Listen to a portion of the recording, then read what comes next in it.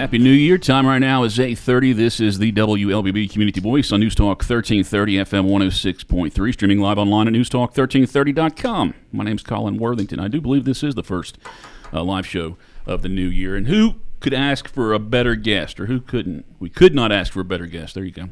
Jay Collins, District 71 State Representative out of the city of Villa Rica, kind enough to join us on this morning's program, kind of do a preview of the legislative session, which begins next Monday. And we'll see how hard he's thought about running for Congress as well. Jay, good morning, sir. You talking to me? Yes. About Congress? Did I not turn your mic on? You know, maybe I put on the wrong one. Yeah, you're going to run for Congress, right? You're talking to me about Congress? Yes, sir. No, there are a lot of things I want to do in life, but running for Congress is not one of them. Is not one of them. Okay, we'll officially take you off the list.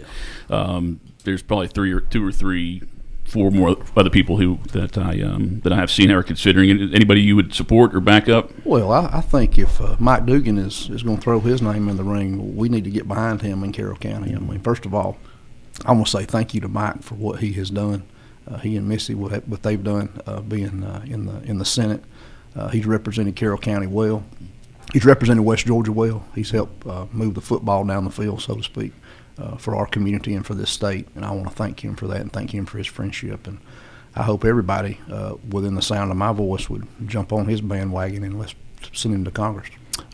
I would like him. I mean, several reasons why I would support Mike, but one of them is that I think he'd be good communication for us locally. Oh, sure. We haven't had a representative in, 7 years who actually gives us good representation as far as communicating things, doing interviews and things like that. So that'd be nice. I think Mike would do that until we said something mean about him at any time. No, just kidding. Again, Jay Collins, our guest on this morning's Community Voice. I got a couple things that I wanted to touch on that are supposed to be brought up in the session, and we'll get your feelings on those and then get your idea of some things that should be brought up or maybe some legislation that you're a part of. This one was interesting. In October, Georgia's lieutenant governor said that he wants to pay teachers $10,000 a year to encourage them to carry guns in schools. Lieutenant Governor Burt Jones said he wants the state to spend more money on school safety, including paying for teachers and other non-officers to take firearms training, and paying teachers who hold a firearms training certificate and annual stipend. How far is that going to make it in legislative this year?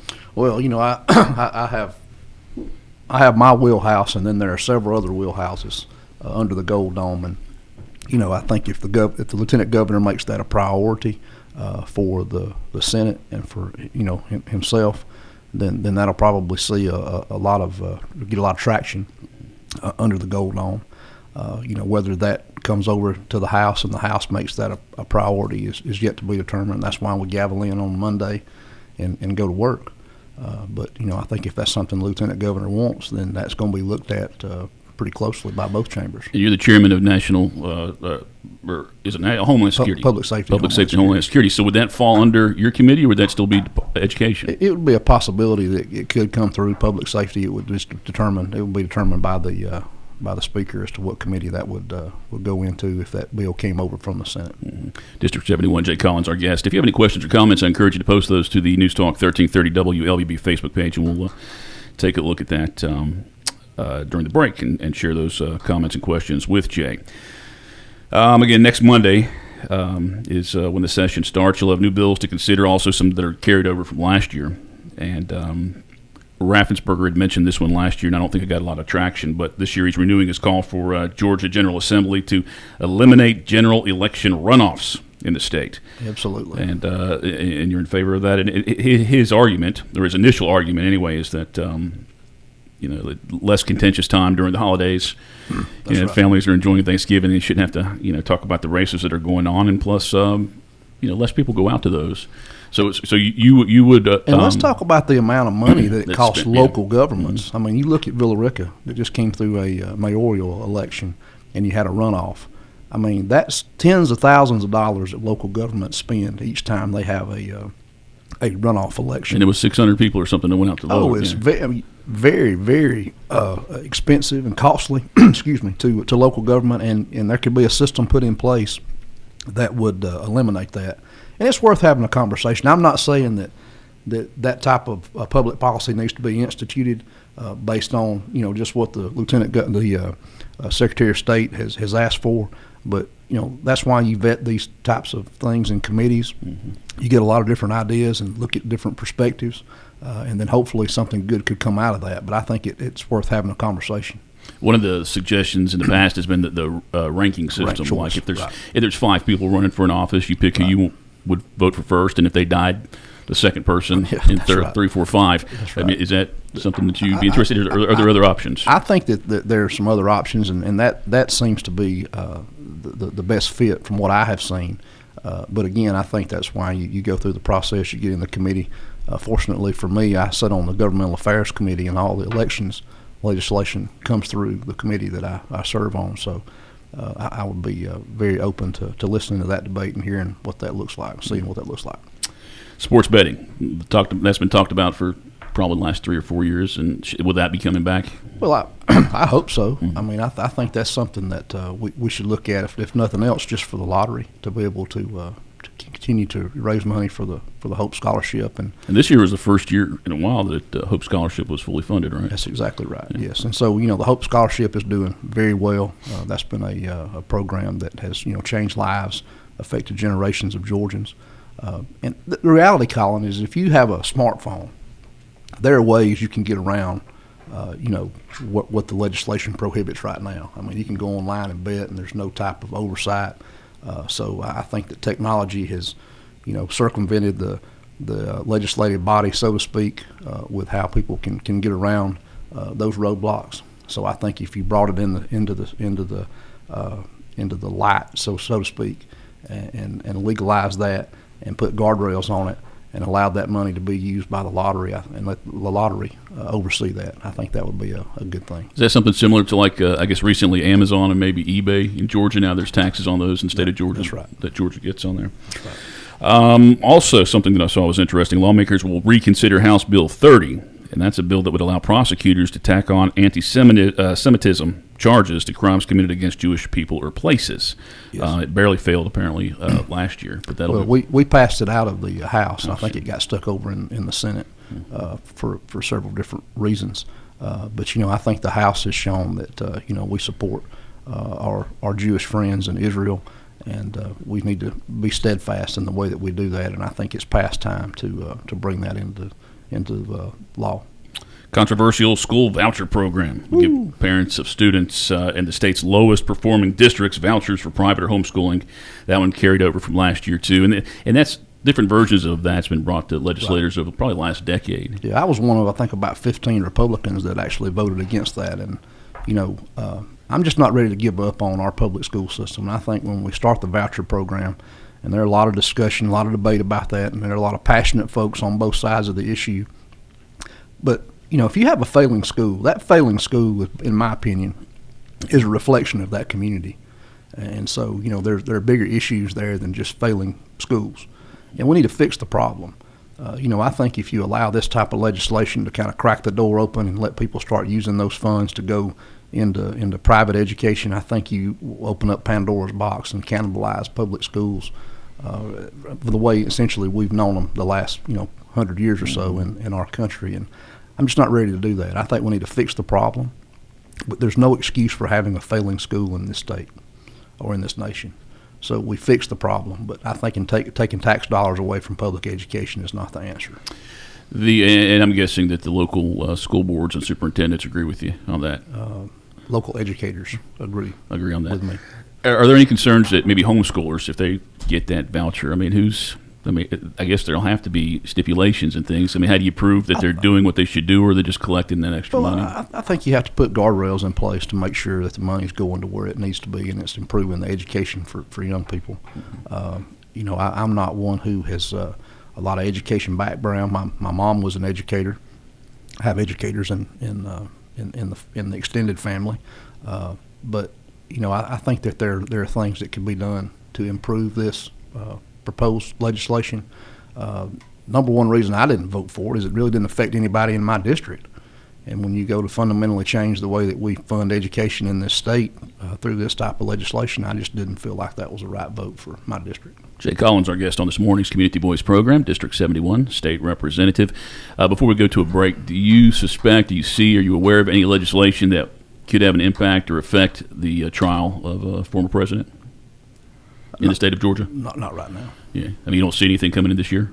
I don't see anything. Okay. Time right now is 8:40. Community Voices brought to you by Tanner Health System and Oak Mountain Academy. Again, if you go to the News Talk 1330 WLBB Facebook page and post your questions and comments, I will share them when we come back. More after this. The World Language Scholar Journey at Oak Mountain Academy is designed to provide students with a clearly defined, curriculum-based track to acquire essential knowledge and skills for success in biliteracy fields of study. The successful completion of this journey provides colleges with a method to recognize a rigorous foreign language immersion experience for all students at Oak Mountain Academy. I'm Patrick Uran, head of school, inviting you to journey with us on the mountain. For more information, visit us at oakmountain.us. Discover your journey at OMA. Prepare, explore, and achieve. Health is a journey. It's making better choices, even when it's not easy. It's taking care of yourself and the people you love. At Tanner Health System, we're there for you with every step, with primary care, heart care, cancer care, women's care, orthopedics, surgical services, and so much more. We're dedicated to helping you live and feel your best. So let's get on that journey to health. You've got places to be for many years to come. Find us at tanner.org.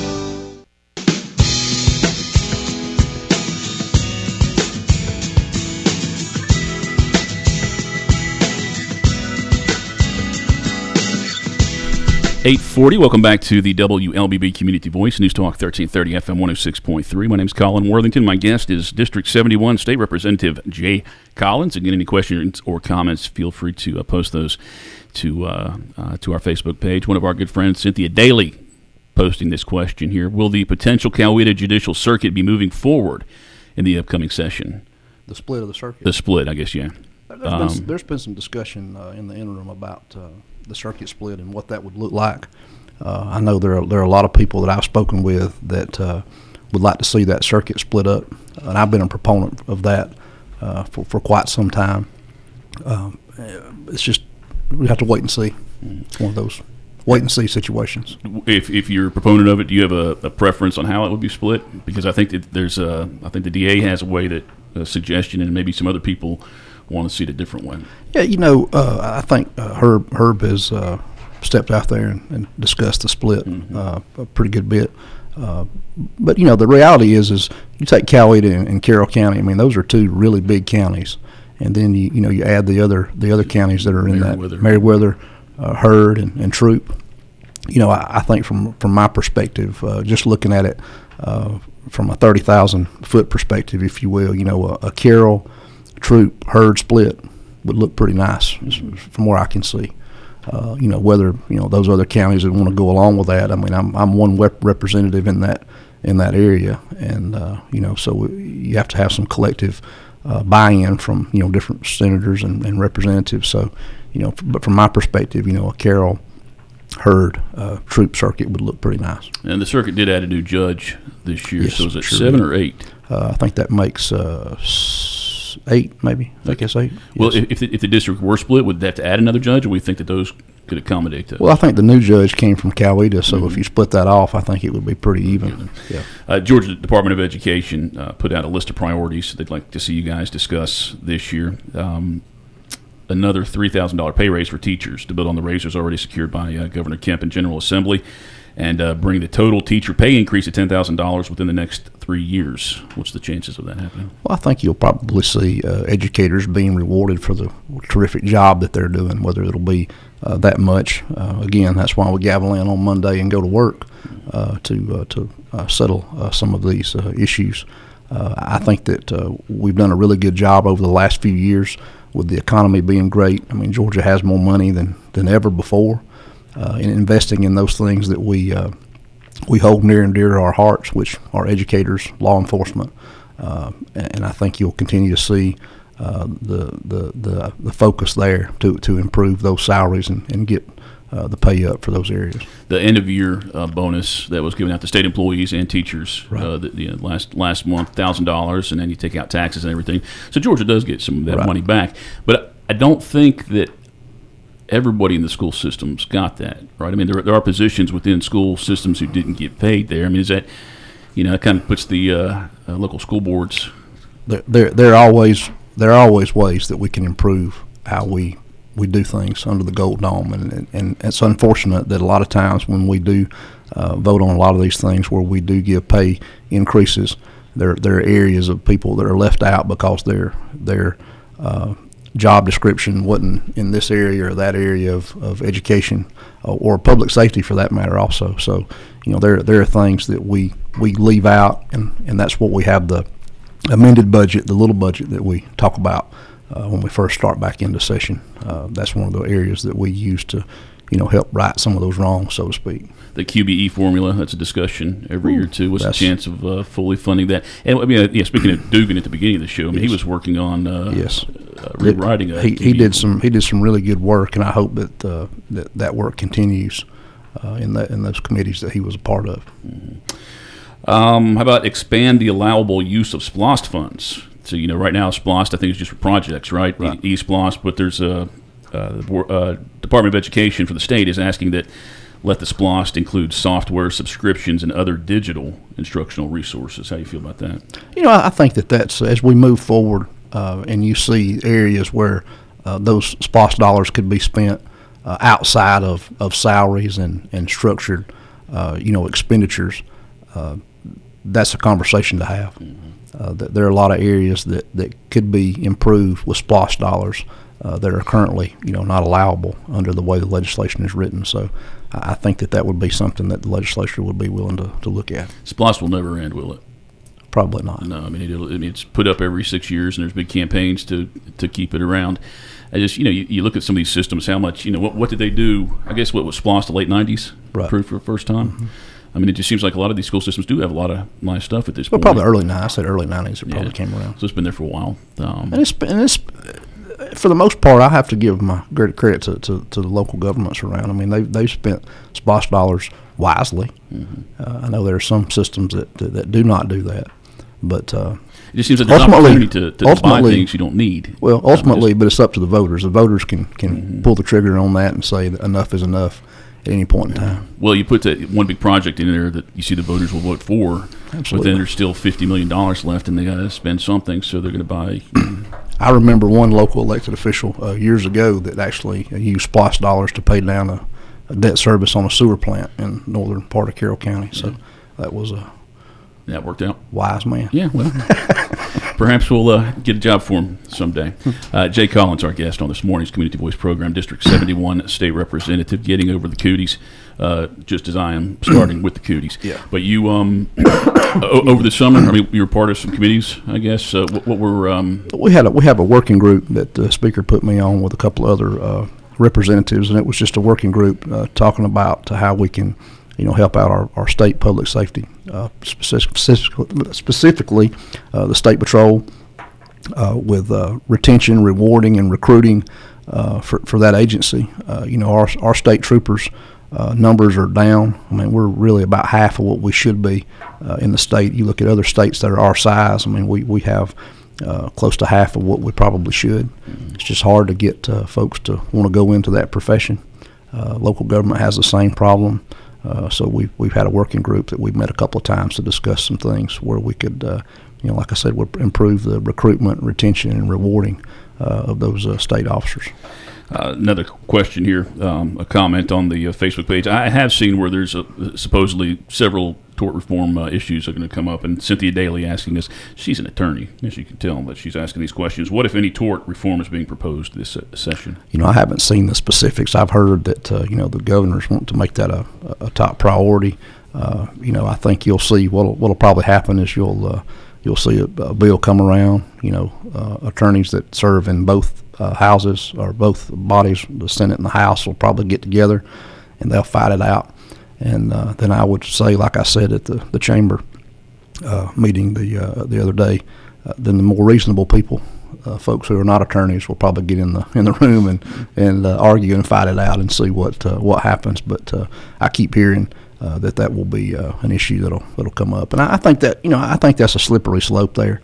Everybody wants to kick around attorney until you need one, mm-hmm. and then you want the best one you can possibly get. But the fact of the matter is that that's a delicate slope there. Charlotte Evans has a question. I'm not really sure what it has to do. Oh, I see now. But yeah, and I don't know if this is actually a question for you, but it says, will the city of Villa Rica be hiring an MS4 compliance and enforcement inspector to run the watershed protection program? You know what? That is a great question. Well, And great. that is a great question for her mayor Yeah. and for her city council members, because I know my friends on the city council and I know the mayor, and they're just sitting at home right now waiting on someone to call and send them an email and ask them a question. And I do not want to deny them the privilege of serving their constituency. Very good. So there you go, Charlotte. Sorry if I didn't understand it, but I didn't think that would be a question for you. Before we do go, any comments about what took place in Villa Rica? You're formerly a mayor over the last 6 months of the year. You know what? I love Villa Rica. Villa Rica is a city of gold, and its brightest days are certainly ahead of it. And I look forward to working with the mayor and the council to help my friends there in Villa Rica. Very nice. 8:50 Community Voice is brought to you by Tanner Health System and Oak Mountain Academy, and we'll be back with about 9 minutes left in our program. Again, if you have questions or comments, please post those to the News Talk 1330 WLBB Facebook page. We'll have more after this. The Entrepreneur Scholar Journey at Oak Mountain Academy is designed to provide students with a clearly defined curriculum-based track to acquire essential knowledge and skills for success in business and leadership. Critical areas include identifying entrepreneurial characteristics, selecting a value position, and business model development. I'm Patrick Uran, head of school, inviting you to journey with us on the mountain. For more information, visit us at oakmountain.us. Discover your journey at OMA. Prepare, explore, and achieve. Health is a journey. It's making better choices, even when it's not easy. It's taking care of yourself and the people you love. At Tanner Health System, we're there for you with every step, with primary care, heart care, cancer care, women's care, orthopedics, surgical services, and so much more. We're dedicated to helping you live and feel your best. So let's get on that journey to health. You've got places to be for many years to come. Find us at tanner.org.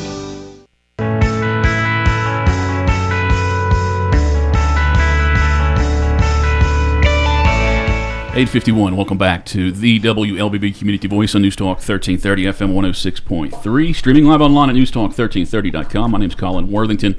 My guest this morning is District 71 Representative Jay Collins, at least for the time being. He is the representative. If you missed any of this program, we're going to have it in podcast form on our website, newstalk1330.com, by 9:05. And, of course, it'll be on Facebook, News Talk 1330 WLBB for eternity. Now, Paul Rutledge just checked in, and I think he missed the beginning of the program, but I think it's okay if we revisit this. He said, what are the prospects for gambling, sports betting in Georgia? We are one of only a few states missing out on this revenue stream. Well, I supported some legislation a couple of years ago that would put it on the ballot and let the voters decide. And I still think that's the best way to do that. That's really the only way that we can bring, casino. We called it a destination resort casinos, where it would actually be bricks and mortar, and it would have limited, I think, 4 destination resort areas throughout the state geographically.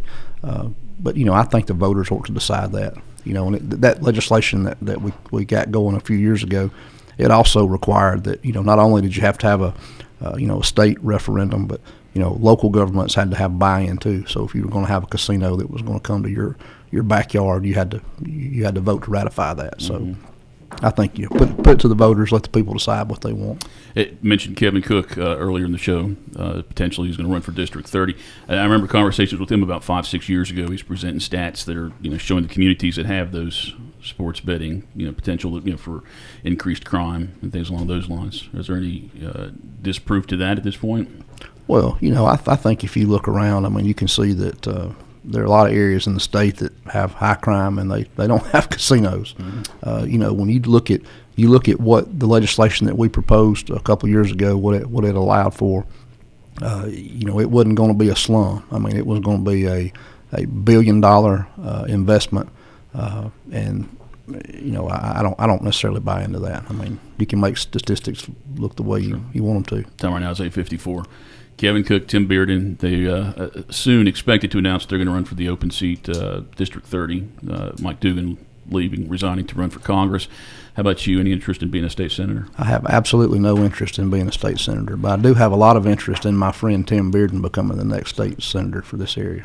So you're pretty content being the 71 guy, huh? I'm content being Jay Collins, I absolutely. gotcha. Very cool. We got about 5 minutes left in the program. Any legislation that we haven't talked about that maybe you're sponsoring, or anything that you look forward to cracking down, you think needs to happen this year before it's all just wiped away again? Well, last year I had some legislation that was going to bring a little more credibility and accountability and transparency for our school speeding cameras, where you have the automatic license plate readers that are issuing civil monetary penalties to people who think that it's okay to speed in school zones. That's a piece of legislation that I worked on. It got held up over in the Senate for a few different reasons, and I hope to bring that back. I just want to make that more clear to people who get a ticket or a civil monetary penalty, if you will, that there's a court date that you can go to, and just a place where you can contest those monetary penalties that are given. And also, one of the big things I want to clean up in that legislation is the ticket, the civil monetary penalty can only be issued when the lights are flashing. I think there's a place in DeKalb County or something like that? Yeah, there are a lot of places around the state that run those cameras without the lights being flashing, and it really confuses people. And I think there needs to be some continuity across the state to where everyone knows in every area of this state, if you see the lights flashing, slow down. And if you don't, there's a possibility you get a ticket. So there's some things on that bill I want to work on to help just bring some transparency and credibility and accountability to those vendors that are operating those machines, and then for the public as well. There seems to be several important issues that should and could be hashed out this year. However, it's an election year. Right. You put those two together. Do you see a lot of things being accomplished? And do you need to accomplish stuff? I mean, if you went through a whole session and you guys didn't approve or change anything, would you be happy with that? Well, I've said all along, and I've tried to keep my promise to the people when I ran 8 years ago. I'm not about more legislation. More legislation is not the answer. The thing that really bothers me about legislation is the unintended consequences. And I saw that from a local government perspective, and especially now at a state perspective. When you look at changing legislation or crafting legislation, what are the unintended consequences? How is this going to play out and affect people in my district in 5 years from now, 10 years from now? So I'm very careful about what I try to propose and what I vote on. And you're exactly right. I mean, if we could cut down what gets passed every year, I think our time under the Gold Dome would be much more well spent. Do we see some fake, and they may already be out there, some fake proposals just because people are running for re-election? They might have some challengers. I'm sure. You have a lot of bills that are pre-filed this time of the year before the session starts, and then you'll see a lot of bills that'll drop next week, and that's just part of the gamesmanship. It might be outrageous. And to remind folks, with the redistricting of the redistricting maps, you're not affected. No. District 71 is not affected at all. So if you live in 71, you'll still. That's right. Yeah, if you're outside of 71. So it's Temple, Villa Rica, the Carroll County side of Villa Rica. Comes down, catches Fairfield, catches a couple of precincts in North Carrollton. So a really good area. All right, Jay Collins is not running for Senate. He's not running for Congress. Nope. It was good to have you on the show, though. Glad to see you better and healthy. Colin, always. And I want to say to our friends down in Coweta County, I think that they lost a deputy. The Coweta County Sheriff's Office, Sheriff Lynn Wood, I think a deputy, was killed overnight. And from what I'm hearing, and I want to say that my thoughts and prayers go out to them. And also the Spalding County Sheriff's Office. That's the one I was aware of. Wow. Yeah. All right. Well, thanks, Jay. And if you watch the program later on in the morning or later in the afternoon, if you have questions, please feel free to post those. I know Jay likes to go back and answer those, and he'll happily do that. Absolutely. All right. Colin, always a pleasure. Good to see you. Thank you. 9 o'clock. Stay tuned right now for national headlines, followed by the Glenn Beck program. Tomorrow morning, a gentleman who used to be a state representative will be on the Community Voice program. His name is Kevin Cook. Hopefully you'll tune in for that at 8:30 tomorrow, Community Voice.